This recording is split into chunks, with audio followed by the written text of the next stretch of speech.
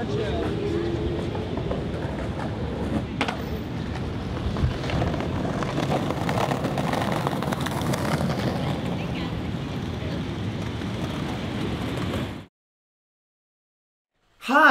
welcome. Now, I have a question. If Thursday is the new Friday and Friday is the end of the work week, then I guess we're about to party. I'm your host. I'm the host with the beard, Alex Melki, and this is Anchorman Canada. Now, Alex, what is Anchorman Canada? It's the show that you watch if you live in Canada. Let me explain to you how this is going to work. I took the best, most interesting clicked, liked, shared articles from Narcity's front page, and I put them together in a nice little package. I wrapped a bow around it, kissed it, and I'm about to present it to you. We're gonna laugh, we're gonna cry, we're gonna learn. Hopefully there's gonna be more laughing and learning than crying, but you never know. Emotions are gonna flow. I can't control how you're gonna feel tonight. Let me tell you the top stories we're gonna discuss. We have Ontario's new weed law. They have a law in Ontario that's going to be coming out on October 17th when weed is legalized, and it's very divisive. It's dividing the people of Ontario, and it might divide the people of Canada when it potentially makes its way out the rest of the nation. We're going to talk about that. We're going to talk about how this country's population is booming. It's metro booming, Canada's booming. It's exploding. And why is it happening, and what does it mean for the future of your life? That was kind of ominous, but it's actually a really fun story. And you've probably heard of Tim Hortons, not only just in the show, just in life. But have you heard of Tim Hortons? That wasn't. I didn't make a mistake there. Tim Hortons is something that I'm going to tell you about, and you really need to know about it. It's going to be important. It's going to be crucial in your life, but it's going to be a fun story as well. We're going to say that right to the end, so make sure to stay tuned. First up, and this isn't news to anyone, but Canada and U.S. relations haven't been doing so hot. They haven't been doing so great. And it's not even just Canada and the U.S. It's more specifically Donald Trump and Justin Trudeau. They're not really getting along that much. Now, Trump started off loving our boy Justin, right? I'm thinking back to a time when he respected him for having the best handshake in the game. And then the NAFTA deals came out, and he wasn't loving him so much anymore, right? Trade deals and regulations and tariffs. It wasn't a good communication situation. Donald Trump wanted to slap a 25% tariff on aluminum and on steel, and it wasn't a great deal for Canadians. And then there was a whole scandal about what Trump's comments were coming out about the NAFTA trades and how it was never going to be leaning towards Canada's side. It was always going to lead towards the American side. So it's been kind of distant. We're growing apart slowly. We're like a married couple that just isn't touching anymore. Now, most recently, the world leaders came together for the United Nations General Assembly in New York. This was yesterday. And with all this talk of trade deals and NAFTA deals, you would think that these two would want to discuss things in a mutual space. Now, Trump told the press, he announced that, Trudeau wanted to talk to him, but he didn't want to talk to Trudeau. That he said, I'm not going to talk to Trudeau for a couple of reasons. One, that the tariffs are still too high. This is such a big deal for Donald Trump that he's just like, I'm not even going to talk to him. I'm not going to talk to this guy. The other thing he said is he doesn't like Canada's representative. Now, he didn't specify which representative. Maybe we're reading into it too much, assuming that he means Trudeau. But he doesn't like Canada's representative. And as a Canadian, come on, we're pretty damn likable. And he made a comment. Now, this comment is sort of the next chapter in the story that I'm presenting to you today. It is Donald Trump, so you take it with a grain of salt, but it's also the President of the United States. He said that he would not just tax aluminum and steel. We would jump all the way up to taxing cars. As he put it, it would be the big one, the mother lode. And you know what? It would be the mother lode. That's not even putting it lightly by Donald Trump standards. That's exactly what that would be. So I looked into what it would mean if the U.S. actually did put a tariff on American imported cars that were produced here in Canada, because we do have a lot of American car plants on Canadian soil. Now, first of all, it would be a massive hit to Canadian GDP. All right, we would lose thousands of Canadian jobs. People would just have nowhere to work. These plants would just shut down. The thing is, it would also affect the U.S. bottom line as well. When you have all this manufacturing that's shutting down, no one's picking up the slack. So the cost of cars in the U.S. is going to skyrocket, and by the time they catch up, that's going to be an issue for them. But Donald Trump says, no, that's not an issue. That's not a big deal because Canada's going to pay for it anyways, and it's going to mean billions of dollars in their treasury. Look, the bottom line is we're tied to each other whether we like it or not. And this is just one other story that that shows that maybe this isn't such a black and white situation either. You can't just say one side is better than the other. And here's where the twist comes. Allegedly, Trudeau's office says that this never happened. That Trudeau was never scheduled to have a meeting with Trump. That Trump made the whole thing up. So there you go. You don't know what you can trust anymore. But even so, when the President of the United States says something of that gravity, of that grandiose of a statement, you have to take it seriously, or at least entertain what that could mean to Canadians like yourself. All right, moving on. That was heavy. Ugh. Okay, I'm excited for this one. Now, we've been talking about weed a lot lately on the show, and it's so much so that I believe that we're going to be turning this into a little bit of a segment I like to call Weed Watch. Weed Watch. Oh, sorry. Yes, Weed Watch. We're going to be talking about the legalization, and so this is just something that I can keep you up to date with in terms of the legalization of marijuana in Canada. Now, initially, when it came to legalization, the Liberal government said, this is far back when they were starting to talk about it, they said that you would only be able to smoke and consume your marijuana in the privacy of your own residence, right at home. You could only do it behind four walls. That presented a big problem for a lot of people. People that live in apartment buildings, people that live in condos. There's a lot of rules and regulations that say you can't smoke in these kinds of places. So a lot of people weren't super happy about it. Now, a new law out of Toronto states that as of October 17th, once it's legalized, you'll be able to smoke weed anywhere that you can smoke a cigarette, which is kind of a big deal. I'll explain why. Now, obviously, they don't want you smoking weed while you're driving a car or a boat. That goes without saying. But they're talking about outside of restaurants, patios, outdoor patios by bars, school playgrounds, hospitals, and offices. Outside of those realms, you can spark up a joint and no one can say anything. You could be out for a walk, you could be out in public, at a concert, whatever, and you could smoke a joint. Now, for the people that do smoke weed or that are looking to smoke weed, this is a huge win. For people that either don't smoke weed or are just not even thinking about that realm at all, it's presenting an issue for them for a couple of reasons. Now, I'm going to pull up a tweet. There have been a couple of complaints. This first tweet kind of highlights what I'm talking about here. So I'm not going to read it out to you, but essentially what he's saying here is that smoking should be regulated similarly to alcohol. That it's almost silly to suggest that you can essentially, if you were to compare it to alcohol, that you can just go out and just drink a Mickey of Scotch or Jameson or whatever it is. You could just do that in public and no one bats an eye. Now, obviously, some people still do this. They have to hide it or whatever. But when it comes to joints, they're saying, hey, you don't have to hide anything. Go, be free. Some people are happy about it. Some people are not. The the Center of Addiction and Mental Health in Toronto, they say that it should be regulated. And the reason they think it should be regulated is because smoking weed actually affects your perception of the world, similarly to alcohol. Now, obviously, drinking alcohol is a different experience. It affects your body differently. But at the end of the day, you're in a different cognitive state. Your perception of the world is different, and you're interacting with people differently. So I looked into a little bit deeper just to see what are other things that people might complain about. How is it going to affect other people if I smoke a joint in public, right? Well, one issue that a lot of people have with cigarettes is secondhand smoke. And the issue they have with secondhand smoke, and the reason why it's been so controlled in terms of where you can smoke it, is when you're exhaling, cancerous clouds of toxic chemicals are going up in the air. And secondhand smoke has been proven to cause cancer. That's a real thing. So I looked into the National Institute of Drug Abuse, who have done their own research to look at what are the effects of secondhand smoke from a weed, from joint. Now, the research that they put out, I'm just going to lay it out for you real quick.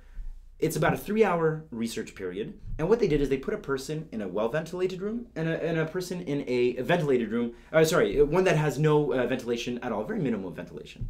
Obviously, he would die if there was no ventilation. And the results that they had was that the THC levels, this is the chemical, the substance that actually gets you high, made its way into people's bloodstreams. But not enough that they would actually fail a drug test. And not enough that they would actually start feeling as high or high enough that it would actually affect their perception of the world to the point where they don't know who they are or what they're doing. So there you go. It's dividing people up. And what's also not really fair to say, I'm just going to be transparent here with you, is that there wasn't enough information on secondhand weed smoke to actually present a fair assessment, because secondhand smoke from cigarettes, there's been data on this for decades.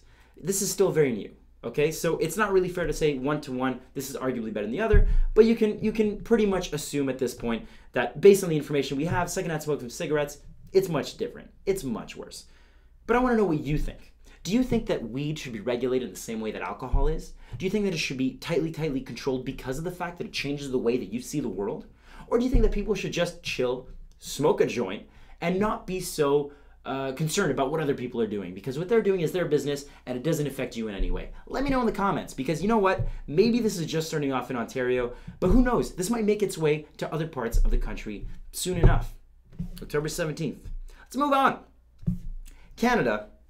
As Canadians, you know that we're a hot people. We're attractive. And maybe that's what's causing global warming. I don't know. Maybe that's what's causing the wild temperatures, is how hot Canadians are. Now, I've collected just sample, just to give you an idea, just to reinforce my point. Here's a sample of just some average Canadians. Can we pull up some average Canadians, please? Yes. Oh, perfect. yeah. Average. Totally average. I've seen that before. Ryan Reynolds. Yeah, can we get the next one? Oh, yeah. Totally average. Nothing special. This is just like any, you could be walking down the street. Nina, hey, what's up? Can we get a next one? Oh, yeah. A million times. I've seen women like this 1,000 times. This is average Canadian. One more, just to prove a point. Yeah. There we go. You know what? That's actually what I look like. The quality of the camera is just not that good, but that's actually what I look like. No, okay, that was not supposed to. We said not that one. Sorry, man. We said not. I'm sorry, you weren't supposed to see that. Now, here's the thing about being hot, right?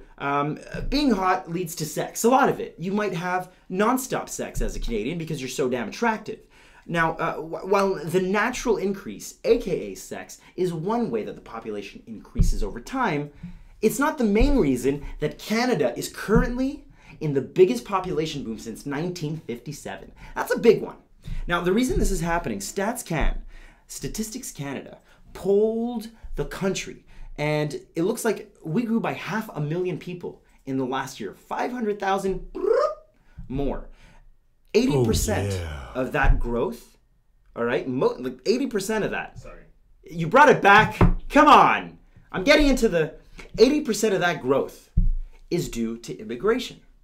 Now, a lot of people have their opinions about immigration and what should be regulated, what shouldn't be. But this is very interesting. Now, most of it is asylum seekers coming from countries that they need to get here just in order to survive. And they're coming here in droves, and they're having little cute Canadian babies. Can we see a cute Canadian baby? This one from Syria. Adore. I don't know if that's still considered a baby. Super cute. The flag. Come on. I'm tugging at my heartstrings here. Now, StatsCan finds this very interesting, and I dove into their article, their page, and I looked at their projections for the future, because this is an interesting trend. First of all, this is something that's been exploding ever since. Can we pull back? You had that chart earlier. Can we bring it back? Yes. Can you supersize that? So if you look, let's supersize it. Nope. Yeah. So if you look at that chart real quick, you see around 1998, 1999, the red bar there, that's immigration. And the blue bar is natural, like Canadians having sex. Okay, the blue bar is sex. It's going way down. Immigration skyrocketed after 1998, and it's still going up. You can bring me back now. I just wanted to prove a point. Now, this is going to keep happening, and this is a good thing based on the information that I found on Stats Canada. Now, by 2031, they predict that this is just going to be the steady trend, that 80% of our population increase is going to be thanks to immigrants. And the reason that I say thanks is because as baby boomers retire, there's going to be fewer and fewer people. The population is going to be aging. People aren't having as many kids. And we need to keep things going. Otherwise, it's just going to stale out. And another reminder as well that Canada is the second largest country in the world. There's tons of space for everyone. There's so much space for activities. So we can be friends and we can invite our friends over and have sleepovers and have a little sex. All right. Oh, yeah. Let's go. Come on. Why? Again? Seth, I love you, but you can't. It's not. Move it. Get out of here. Get out of here, Seth. All right.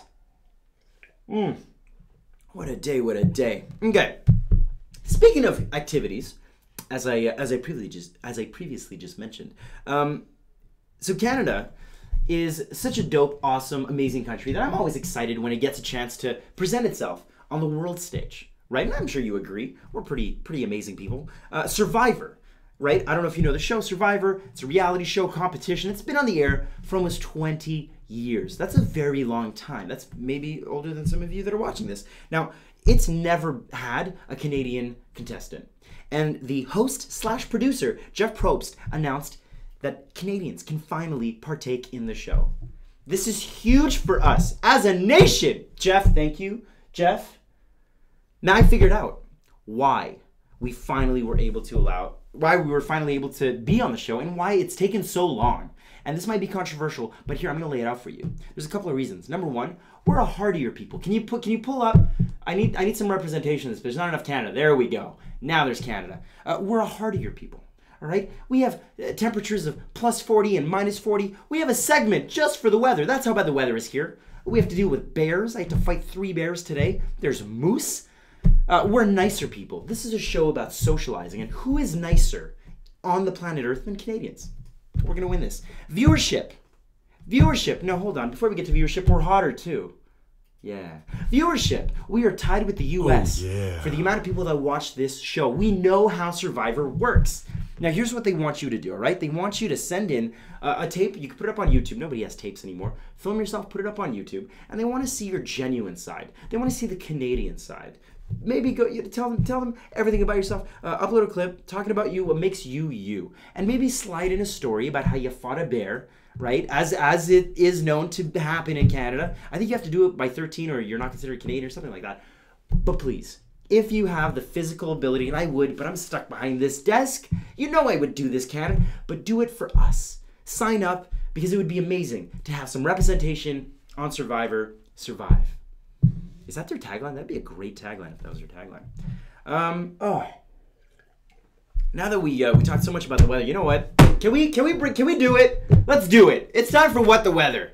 What the weather? Woo! I swear, I sweat every time I see those words come up. It just gets me so excited. With all the recent tornado weather that we've been having, it's getting Canadians really kind of almost fetishizing the weather. We're getting really into it. And this one Reddit user, Saxman Steve, he looked at all the history of tornadoes in Canada. There's a tornado, just for future reference. Can we? He looked at all the history of tornadoes in Canada, and he compiled a map of the last 50 years. And we're looking from 1968 to 2018. Can we pull up that map right now? Sir, there it is. So you can see there's a little chart there. The darkest red obviously is where the most amount of tornadoes have landed, but also the strongest. You're seeing mostly Edmonton, Calgary, that area, Winnipeg, and then Toronto. And I don't know if that's just more recently or what, but you can see there's a chart there that gives you a sense of the speeds. The F3, F4, F5 is the highest, and F5 is about 500 kilometers per hour winds. You can bring me back now. You can bring me back. There we go. Now, I looked at, this is a website, Tornado Facts. Now, you know they're legit because they have the name tornado and the word facts in their website. And so I looked up what an F5 tornado is, 500 kilometers per hour winds. What does that do? Essentially what they're saying is if you're caught in something like this, if a car gets picked up, it gets turned into a missile. So maybe avoid F5 tornadoes in Canada. You have a map, and maybe use it as a way to just not die, because it seems to be like tornadoes are more of a thing every day. Can we show What the Weather one more time? I'm so excited. What the weather? Now, before we move on, I just want to remind you guys in Ontario that there are strong wind warnings for tonight and tomorrow. Just keep an eye on it. Better safe than sorry. You know, I'm just looking out for you.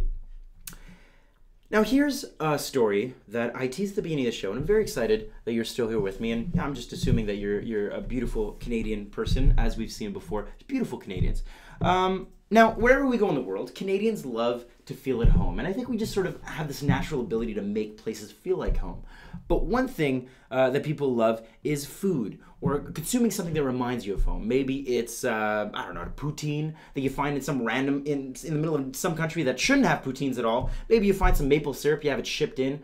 Or maybe it's Tim Hortons. Tim Hortons still reminds people of home. Well, guess what? You're about to be both amazed and disappointed at this next find that I have here. In India, This is Tim Hortons. Not Tim Hortons, this is Tim Hortons. Okay? This is a cafe bakery that they claim. It opened up in the city of Yamunanagar. Alright, that took me a while. Yamunanagar. And it looks very similar to Tim Hortons, doesn't it? It looks almost exactly like it. They're a cafe/bake shop. Two things. So far, it sounds like Tim Hortons. But unlike Tim Hortons is a sit-down restaurant. They have waiters and waitresses, and they will come to you and bring you a menu like a real restaurant. It's weird. What's crazier than that is at night, it turns into a party lounge. This is, look at this. Can we get, there's one more. There's one more, and it just, does that not look like a place you want to chill at on like a Friday night or a Thursday night, because Thursdays are the new Friday? It's weird. Now, what's crazy about all this is that there actually are Tim Hortons in India. Like a street away from this place is an actual Tim Hortons. So I don't know what they think they're getting away with. A Tim Hortons spokesperson saw this and said, "Hey, you know what? It's cool that they're being so nice, and imitation is the sincerest form of flattery. But it's not gonna fly, guys. That's gonna be a no from me, dog. So they're trying to take care of that. And honestly, you know what? My takeaway from all this, and I hope your takeaway from this too, Tim Hortons, is maybe include a late night party lounge. Because, look, I've been at Tim Hortons at 2 o'clock in the morning. There's going to be people there, all right? You got the coffee, you got the Timbits, you got the cookies. We all know about the cookies. You know what? Turn it into a late night lounge. You might boost sales a little bit. And that's it for tonight's show.